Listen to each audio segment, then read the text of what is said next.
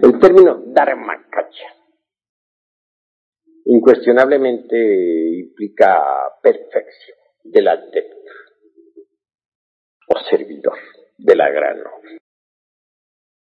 Pues no podríamos concebir un adepto de perfección sin el cuerpo de dharmakaya, más quien posea tal cuerpo. Tiene que saber vivir en aquella línea geométrica que separa a la talidad de la maquinaria de la relatividad. Saber vivir en perfecto equilibrio entre la talidad y la maquinaria de la relatividad. Saco a colación este término talidad por lo siguiente. La maquinaria de la relatividad y el vacío iluminador resultarían opuestos. Mas hay una síntesis que los concilia a ambos, y es la talidad. La talidad está aún más allá del vacío iluminador. Es la gran realidad. Esto lo sé por experiencia mística directa a través de la meditación interior profunda. También lo sé mediante el grado de la intuición prajna paramita, que es el más elevado grado intuicional profundo. Difícil es poder pasar más allá del vacío iluminador hasta llegar al seno de la talidad. Pero sí especifico y concreto mi respuesta diciendo: si alguien ha adquirido el cuerpo del dharmakaya, no solamente debe absorberse entre el seno de la talidad, sino que debe aprender a vivir entre esa línea geométrica, o en esa línea geométrica que separa a la talidad de la maquinaria de la relatividad. Tiene que aprender a vivir, pues, en la acción dentro del más perfecto equilibrio. ¿Hay alguna otra pregunta? ¿Qué relación hay entre el dharmakaya y el ánimo aún? Bueno, obviamente que el que ya llegó, el que posee el cuerpo del dharmakaya, no solamente ha, dijéramos, encarnado en sí mismo a la Ein Sof Aor como estrella divinal muchísimo más allá del anciano de los días, sino que ha conseguido en verdad regresar con Sofía, con Isti Sofía a la Eón 13. Solo quien en verdad haya conseguido sumergirse en el Eón 13, pues tiene el cuerpo del dharmakaya. ¿Alguna otra pregunta, hermanos? Bueno, ante todo quiero que sepas una cosa. Hemos empezado esta cátedra por decir lo siguiente. Si alguien posee, pues, el conocimiento, las reglas precisas del gnosticismo universal para el trabajo directo sobre sí mismo, pues indubitablemente, y eso es claro, debe aplicarse, cambiar su forma de pensar. También dijimos que si uno no cambiaba su forma de pensar, muy a pesar de haber recibido las instrucciones precisas, pues sencillamente estaba perdiendo su tiempo miserablemente. Porque para poder en verdad provocar un cambio, antes que todo hay que cambiar la forma de pensar. Debe uno introducir estas enseñanzas, estas ideas en su mente, en su cerebro. Y pensar de acuerdo con las ideas, de pensar de acuerdo con las enseñanzas, pensar de acuerdo con el cuerpo de doctrina.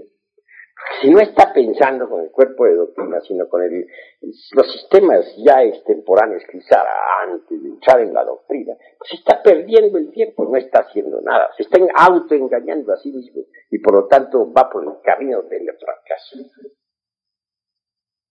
Eso es todo. ¿Alguna otra pregunta? Sí. Nos anunció que 4 estados de conciencia. Cuarto estado de conciencia es el de aquel que ha logrado el más absoluto despertar. Hablando epistemológicamente, ya ha pasado muchísimo, más allá de las confrontaciones lógicas. Posee el cuerpo de Dharmakaya. Puede moverse libremente en esa línea geométrica que separa al vacío iluminador de la maquinaria de la relatividad. Es por ende un sujeto que logró la omnisciencia. No he citado mucho a ese sujeto, o no lo he especificado en esta cátedra, pero por motivo a que le puse más atención al próximo paso que todos tienen que dar, porque todos los que yo veo aquí están en el segundo estado, en el estado se mueven entre el primer y segundo estado, pero no veo aquí uno que esté en el tercer estado, en el de la recordación de sí mismo. No lo veo, lo estoy buscando, no lo veo. Hay algunos que dan esperanzas, pero nada más. Ahora, si no están todavía en el tercer estado, ¿cuál estaría en el cuarto? Sin embargo, un día, si ustedes se proponen trabajar sobre sí mismos, no solamente llegarán al tercer estado, sino llegarán también al cuarto. Para llegar al tercero, ya les digo, tienen que meter estas enseñanzas en su mente y aprender a pensar de acuerdo con estas enseñanzas. El modo de pensar viejo, anticuado, extemporáneo, definitivamente debe ser cancelado. Pero no solamente se debe aprender a pensar de acuerdo con este cuerpo de doctrina, aquí, en plena aula, cuando estamos instruyendo un grupo. No, a todas horas, a cada instante, en función de momento en momento, en la vida doméstica y en la calle, y en la plaza de mercado y donde sea. ¿Me han entendido? Bueno, ¿alguna otra pregunta, hermanos? Obviamente, los 4 kayas son indispensables. Sin embargo, yo prefiero pensar de acuerdo con la doctrina de los 3 cuerpos. Pienso, o me gusta más pensar en los términos, dijéramos, de Paramarta, en el término de Sunyata y en síntesis. Obviamente que los 3 cuerpos, por ejemplo, el cuerpo de transformación, como llamamos al de Nirmanakaya, es grandioso porque nos permite transformarlo, renunciar completamente a toda felicidad para pensar en función de nuestros semejantes. Hay, por ejemplo, grandes aratas, no lo podemos negar budas de contemplación, llamémoslos nosotros pratyakas, que se preocupan, sí, por su perfeccionamiento interior, pero que son crueles. Esos no trabajan por la humanidad, que no hacen nada por el mundo. Ese no es el camino de la auténtica perfección. Si nosotros trabajamos no solamente dentro de sí mismos, por sí mismos, sino que también trabajamos como misioneros llevando la enseñanza de puerta en puerta, sacrificándonos por la humanidad. Seguimos el camino de los Nirmanakayas, que es el mismo de los bodhisattvas de compasión. Claro está que sí. Tengas en cuenta que el cuerpo de Nirmanakaya lo adoptan los bodhisattvas para trabajar por la humanidad. Por eso es que al cuerpo de Nirmanakaya se le llama cuerpo de transformación. Es un cuerpo de perfección. Otra cosa es el cuerpo de Sambhogakaya o cuerpo de disfrute. El cuerpo de disfrute realmente es bello, hermoso, nos permite gozar de la vida libre, su movimiento, sentir la dicha del universo, cada uno de nosotros. Nos da un estado de beatitud extraordinario. Mucho más allá del cuerpo de disfrute tenemos el cuerpo del Dharmakaya.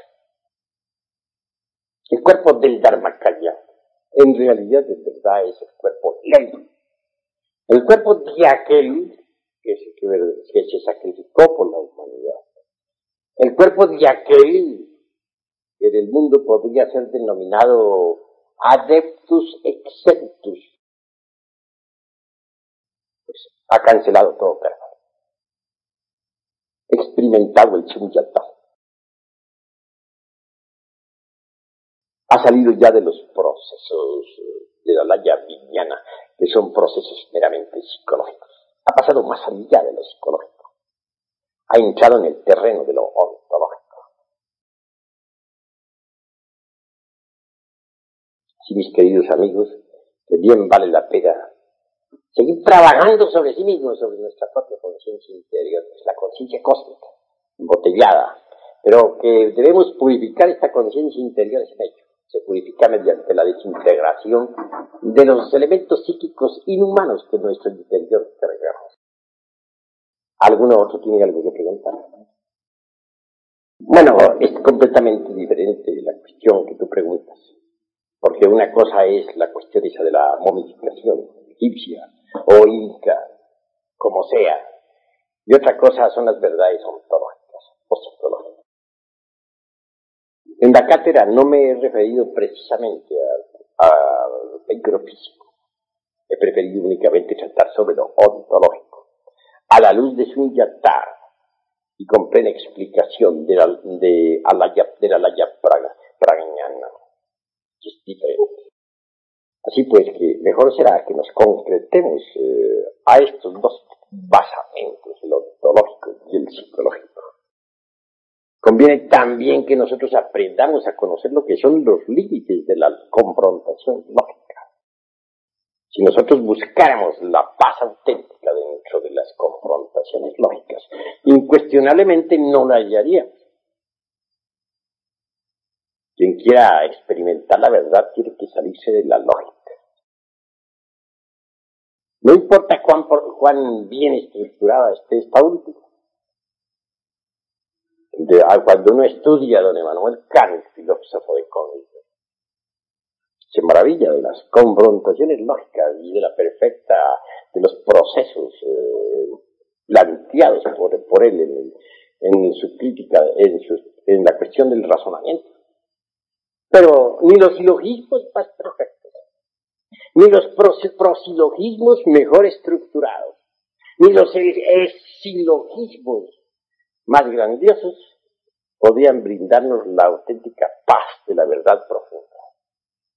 Nosotros necesitamos indubitablemente, si queremos experimentar la verdad, salirnos de la lógica, porque la lógica no es una morada verdaderamente perfecta para el ser. Necesitamos algo más que las confrontaciones lógicas, algo más que los procesos inductivos. Necesitamos ciertamente del cuerpo del Dharmakaya, de ese Dharmakaya que experimenta y que puede experimentar a la hora que quiera directamente el Sunyata, que sin embargo, a pesar de todo, se mantiene en esa línea geométrica auténtica y perfecta, que marca, dijéramos, el camino centro entre la maquinaria esta de la relatividad y el vacío iluminador, lo que no es del tiempo. Entiendo lo que es el proceso multidimensional, eso es obvio. Es claro y no podemos dejar de explicar esta cuestión. Que vivimos en un mundo pues de 3 dimensiones, largo, ancho y alto, eso ya lo sabemos. Indubitablemente, la cuarta coordenada es diferente. Esta cuarta coordenada o cuarta vertical llega hasta interferir realmente con el mesón K o con las regiones esas en las que se procesa el mesón K. Se ha podido investigar a través de los científicos chinos cómo el mesón K es alterado por fuerzas de un universo paralelo. De la manera que la misma ciencia oficial está llegando a la cuestión de la cuarta vertical. El mesón K, por ejemplo, no se procesa exactamente de acuerdo con las leyes de la tercera dimensión. Pues no actúa de acuerdo con la ley de la paridad. Es vital. De forma se relaciona con el tiempo, puesto que podemos viajar hacia atrás y hacia adelante en el tiempo. Precisamente ahora, en este viaje que hicimos nosotros por Durango, estuve en contacto con un hombre bastante interesante, un físico atómico.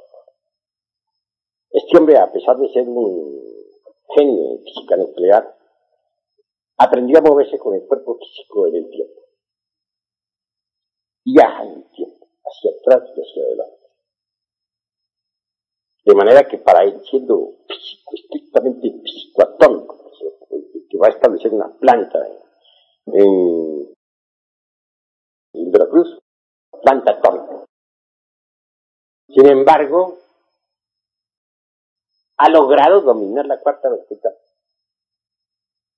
Y viaja, repito, por el tiempo. Un poco más allá del tiempo tenemos la quinta coordenada, la eternidad. Más allá de la quinta coordenada está la sexta vertical, que no es tiempo ni eternidad, se encuentra más allá del tiempo y de la eternidad. Para que pongan ustedes cuidado. Mundo de 3 dimensiones, largo, ancho y alto, el mundo en que nos movemos, ¿entendido? Mundo de la cuarta vertical, el tiempo. Mundo de la quinta, la eternidad. El mundo de la sexta, eso que está más allá de la eternidad y del tiempo. Y por último, la dimensión cero desconocida. Ese es el planteamiento concreto. Pero bueno, a nosotros nos interesa, a través de nuestro trabajo, de procesar siete niveles, desintegrando los elementos psíquicos indeseables que en nuestro interior cargamos, llegar a la dimensión cero desconocida y sumergirnos posteriormente entre la totalidad, el seno de la gran realidad. Pero el trabajo es de enjundioso contenido, profundo, didáctico, dialéctico. Se requiere conocer las técnicas de fondo en la cuestión de la meditación profunda.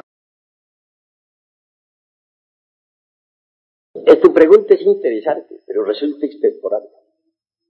Ya pasó el siglo XVIII que se distinguía y se hablaba sobre fuerza y materia. Y se discutía sobre eso y se agotaba la gente discutiendo sobre eso. También se decía que la materia era un modo del movimiento, que el espíritu era otro modo del movimiento, ¿no? Está anticuado ese concepto. Hay necesidad de ser más profundos en el pensar. Esto es demasiado superficial. Tenemos que ahondar más en la cuestión interior, profunda, ¿no? Y comprender que lo interesante para nosotros es un monismo, no un dualismo. Si aprendemos a pensar en forma monística, más allá de los dualismos conceptuales y de las confrontaciones lógicas, sean estas, aunque sean estas del tercio un órgano en estilo Uspensky, incuestionablemente podemos en verdad pensar mejor, transformar nuestra mente y así por ese camino producir cambios más a fondo, porque indudablemente las ideas son necesarias, pero hay que saberlas usar. Ideas monísticas nos llevan a un cambio integral total. Monístico es el Dharmakaya. Un individuo, los Dharmakayas, es revolucionario. Marcha por el camino del centro, que es el camino de la ciencia. La cuestión multidimensional es innegable. Pero en esta cuestión de la multidimensionalidad del espacio hay muchas sumas y restos. Se trata de cuestiones meramente matemáticas. Y eso es lo fundamental, saber que las entidades que gobiernan este universo de la relatividad son números vivientes. Entremos pues en el terreno de las matemáticas. ¿Alguna otra pregunta, hermanos? Bueno, obviamente el superhombre es terriblemente divino, está más allá del bien y del mal. Pero en nombre de la verdad, el Dharmakaya está más allá de las concepciones que se puedan tener sobre el superhombre. Aún quiero decir o afirmar con más claridad que el Dharmakaya, el que ya puede usar el cuerpo ley,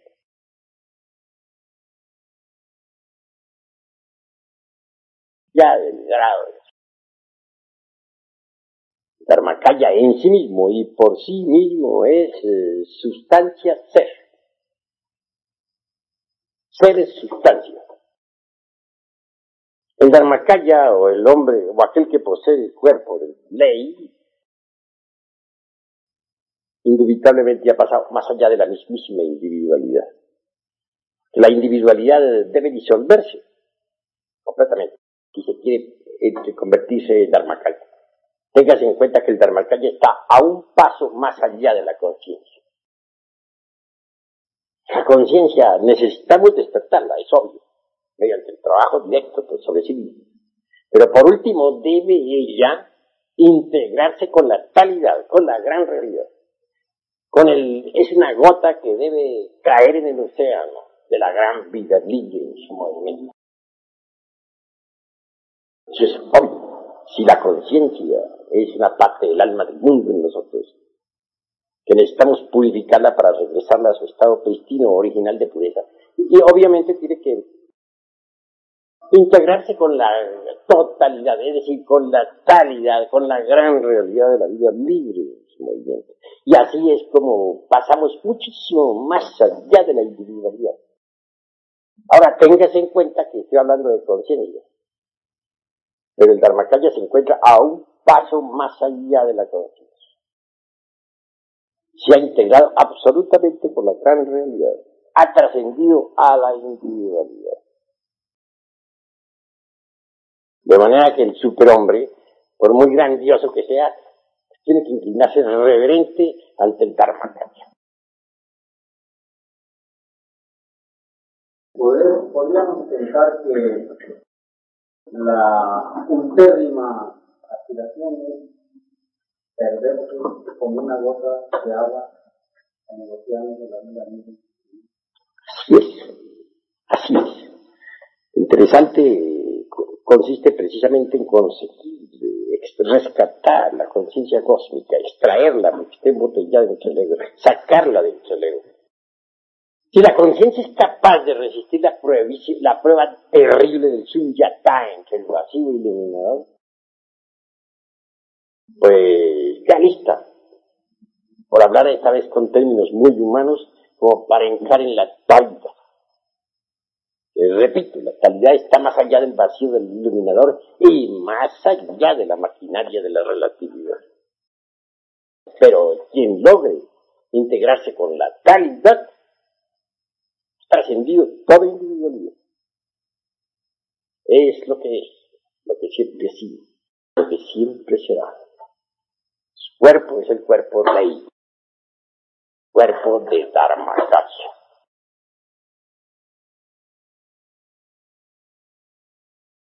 Bueno, para Martasarya y Dharmakaya son similares. Es cuestión de algunos grados. Torna diferente, completamente distinto. De manera que la gente que está, por ejemplo, en los primero y segundo nivel del ser, no entenderían a alguien que llegó al tercer nivel del ser, al tercer estado de conciencia. ¿Cómo lo podrían entender? Lo que tendría importancia, por ejemplo, para una persona que está en primer y segundo estado de conciencia, no tiene importancia ninguna para el que está en el tercer estado de conciencia. Piensen ustedes lo que eso significa. Ahora, ¿qué diremos nosotros de un Dharmakaya? El Dharmakaya llegó al cuarto estado de conciencia y aún más trascendió el cuarto estado de conciencia. Porque el cuerpo ley, el cuerpo sustancia, inseparable del ser. Si llega a semejantes alturas, tiene otro modo de comprender. En estos estudios no debemos olvidar nosotros la didáctica.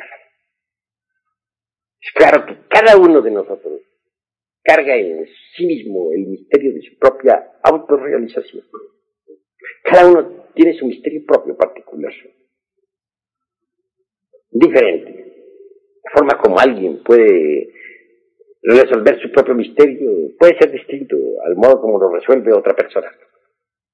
Cada cual tiene su propio misterio interior que carga. Nosotros podemos dar, por ejemplo, las leyes generales como para que ustedes trabajen, pero los detalles, los procesos específicos, individuales, muy íntimos, pues constituyen el misterio de cada cual. Cada cual tiene su propio misterio de la autorrealización. Un misterio diferente. Eso es claro. Por todos estos motivos, conviene que en realidad tomemos la gnosis en serio y que nos dediquemos a trabajar sobre sí mismos. ¿Alguna otra pregunta? Bueno, en realidad es verdad, la llamada materia es sustancia cristalizada. Al desintegrarse esa sustancia, pasa a dimensiones superiores. Se procesa en 7 niveles antes de caer, por último, convertido en simple germen en el caos de donde un día salió. Eso es obvio. Ahí duerme entre el caos durante 7 eternidades, hasta que amanezca un nuevo gallo. Bueno, ante todo la pregunta está mal hecha, porque en realidad de verdad nadie puede transformar a nadie. Tú puedes, por ejemplo, recibir las instrucciones que aquí se te dan. Correcto, está bien. Las técnicas para el trabajo. Pero nada más. Tú eres el que tienes que trabajar. Un adepto cualquiera puede mostrar el camino a los demás. Pero es el discípulo quien tiene que recorrer el camino. Una cosa es el cuerpo de doctrina que uno recibe y otra cosa es el trabajo que tiene que hacer sobre sí mismo. Alguien, por ejemplo, podría estar muy bien o recibir una ayuda, por ejemplo, sobre el rasgo principal. Sabemos muy bien que cada cual psicológicamente tiene un rasgo característico principal. Podríamos indicarle a fulano de tal, tu rasgo principal es lujuria, o a otro tu rasgo principal es egoísmo, o al otro tu rasgo principal es la envidia. ¿Le haríamos un bien o un mal? Tal vez un mal, porque no lo dejamos que por sí mismo descubriera su rasgo principal a través del desarrollo natural y didáctico. El hecho de que le hayamos indicado cuál es su rasgo principal no quiere decir que él lo haya descubierto. Posiblemente le hemos perjudicado. Mejor será que él lo descubra por sí mismo a través de su propio autodesarrollo interior profundo. Así que en realidad, de verdad, ningún adepto puede transformar a nadie. Lo único que puede entregar son las técnicas para que los demás se trabajen sobre sí mismos y se transformen. Pero si alguien recibe tales técnicas, tales datos, tales ilustraciones y no trabaja sobre sí mismo, pues está perdiendo el tiempo miserablemente y, claro, le hacen perder el tiempo también al adepto.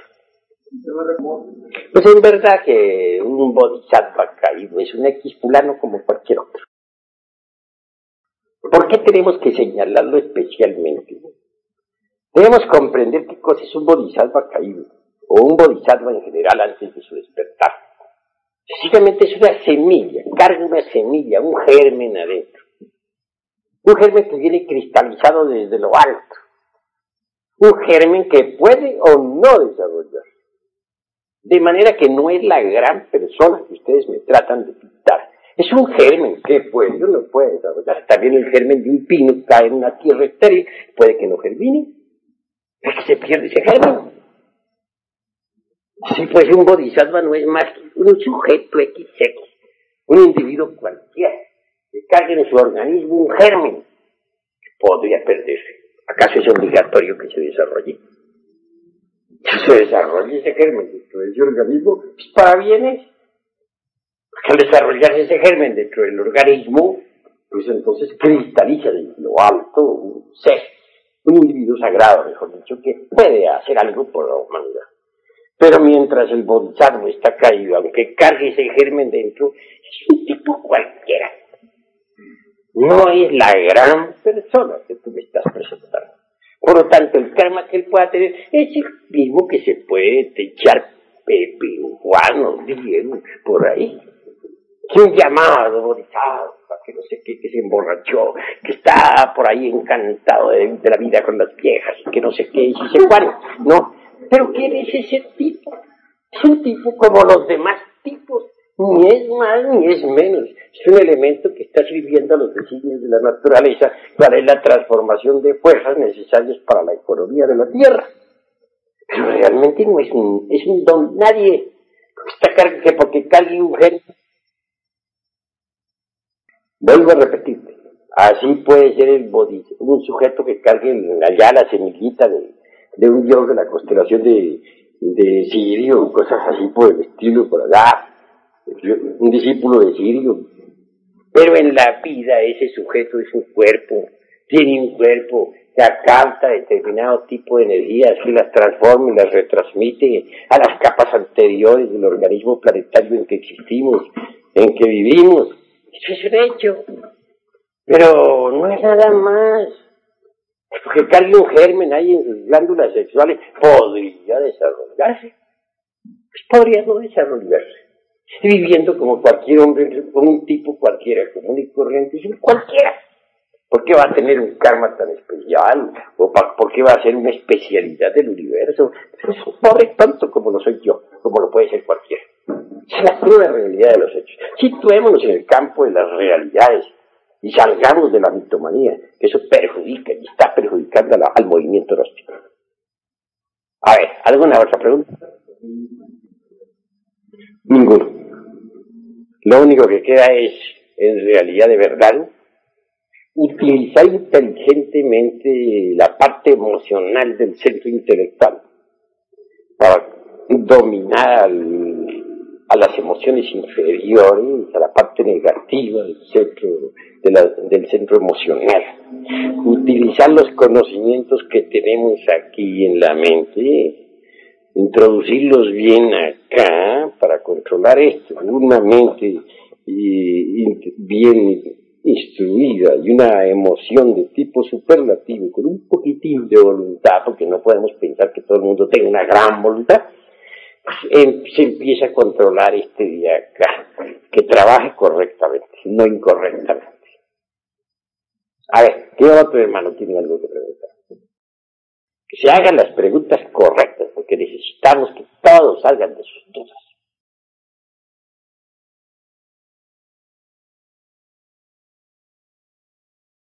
A ver, pues veo muy calladitos. Para hacer la práctica de pensar correctamente, estudiar las enseñanzas que nosotros les estamos dando. Pero estudiar. Y luego meter el cuerpo de doctrina dentro del proceso de pensar. Aprender a pensar en una forma nueva. Esto es cuestión de trabajo, de estudiar. A ver, hermano. Un cuerpo mental. Maravilloso tener un cuerpo mental. Pero ¿cómo podríamos fabricar un cuerpo mental si estamos gastando la totalidad de nuestras energías, sean estas de tipo sexual, o sean intelectuales, o volitivas, o meramente sentimentales? Ante todo, si se quiere crear el tercer cuerpo, ya no el segundo, sino el tercer cuerpo psicológico, hay que aprender a ahorrar las energías. Si uno no sabe ahorrar sus fuerzas motrices, vitales, emocionales, intelectuales, volitivas, etcétera, ¿cómo podría crear el cuerpo si no deja energías para la creación, si las está despilfarrando? Sí, pues primero que todo hay que aprender a ahorrar esas energías para poder darse el lujo de crear una mente individual. Tener una mente realmente individual, puesto que la gente no tiene mente individual. Tiene una colección de mentes, cada cual carga una colección de mentes, pero no una mente ciertamente individual. Bueno, relajar el cuerpo, absolutamente. Primero que todo. Segundo, vaciar la mente de toda clase de pensamiento. Frase que no le gusta al señor Krishnamurti. A mi gran amigo Krishnamurti, a quien aprecio, pero que no le gusta. Le advierto, no estoy criticando, lo aprecio muy sinceramente. Pero hay que vaciar la mente, aunque a él no le guste. Tercero, el mantra que ya les enseñé aquí a todos. A ver, ¿cuál de ustedes sabe cantarlo? Cántalo. Gate, para gate, para gate, body, swap. Muy mal, pésimo. A ver, ¿qué otro? A ver, la hermana. Canta el mantra. Cantado, ¿eh? Correcto. Correcto. Muy bien, merece un aplauso de todos. Correcto. Así es. ¿Por qué no fuiste capaz? Yo no entendí de cantados. Claro, estás pensando que los mantras no se pronuncian así secamente. Hay que aprender a cantarlos. Claro. Sí. Con verbo silenciado, mente vaciada y cuerpo relajado. Se trabaja. Da la verdad que ha reforzado para trabajar sobre sí mismo. ¿Por qué no tiene fuerza los hermanitos para trabajar sobre sí mismo? ¿Qué les pasa? Porque les falta esa experiencia de la verdad. Una cosa es que le digan a uno el camino para llegar a la verdad es este o aquel, y otra cosa es que experimente la verdad. El que quiere experimentar la verdad, pues tiene que indudablemente relajar el cuerpo, vaciar la mente y apelar al mantra de los Prajnaparamitas. Un día logrará la experiencia de eso, que no es del tiempo, de eso que es la verdad. Y el que experimenta la verdad, entra a trabajar de verdad, con ganas sobre sí mismo. Yo experimenté la verdad cuando era un muchacho de 18 años. Logré la experiencia del vacío iluminador y jamás se me olvidó. Y eso que me tiene aquí ante ustedes hablando con tanta energía, se debió a esa experiencia. Si yo no hubiera pasado por esa experiencia, habría quedado fallo para toda mi existencia. A ver. Como se trata de que yo viajo a Colombia y quisiera escuchar ese mantra en sus propios labios. Con mucho gusto. Para así poderlo hacer conocer también. Correcto, pues acercar eso. Gate,